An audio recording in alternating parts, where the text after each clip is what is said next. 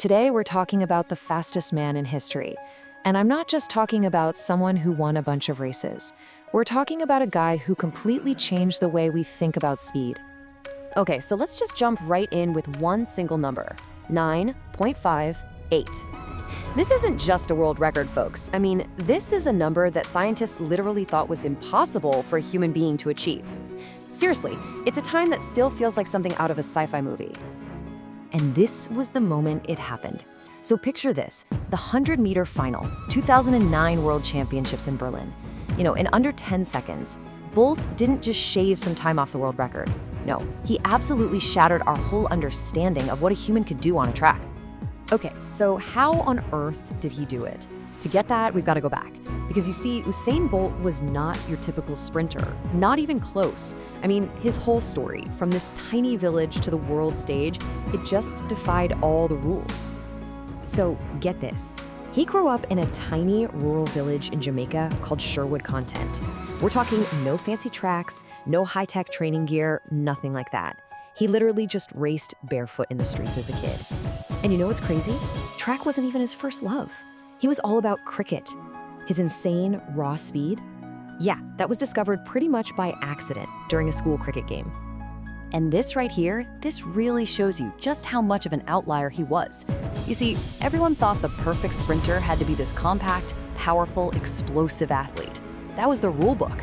And then there was Bolt, almost 2 meters tall, kinda lanky, and famous for being, well, slow out of the blocks. The experts wanted this super intense, serious warrior. And what they got? A guy who was literally smiling and dancing right at the starting line. Total opposite. Okay, and this is where it gets really interesting. That thing everyone thought was his biggest weakness, his height, turns out it was his secret weapon, his superpower. They even have a name for it, the Bolt advantage. So check this out. Most sprinters need about, say, 45 steps to run 100 meters. Bolt, he only needed 41. What does that mean? It means that even with a slow start, once he got going and hit that incredible top speed in the back half of the race, nobody could touch him. Game over. All right, now let's fast forward to 2008, Beijing.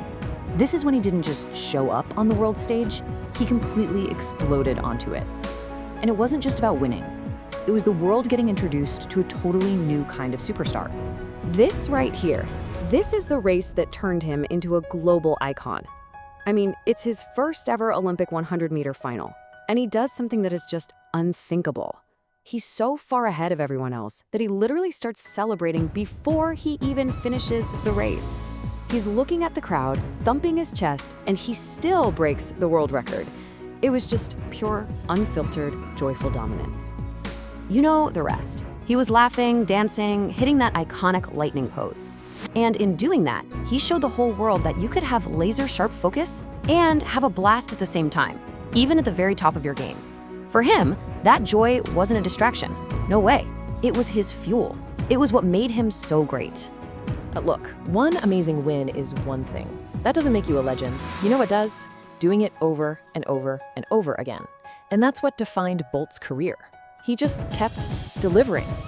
Just take a look at this timeline. It is just, wow, a masterclass in pure dominance.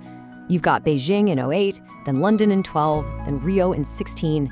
That's 3 straight Olympic Games where he took home gold. It was like the bigger the stage, the higher the pressure, the better he got. That right there is what makes a legend. But his legacy goes so far beyond his own medal count. He basically kicked off this golden era for Jamaican sprinting, all by himself. He put this small island nation right at the center of the sprinting universe. And his records, they're still the benchmark. They're like the Mount Everest that every single sprinter coming up today is still trying to climb. And his career didn't end with another gold medal. In his very last race at the 2017 World Championships, he pulled up with an injury. But you know what? That imperfect ending didn't hurt his legacy one bit. If anything, it was just a very human ending to a superhuman career.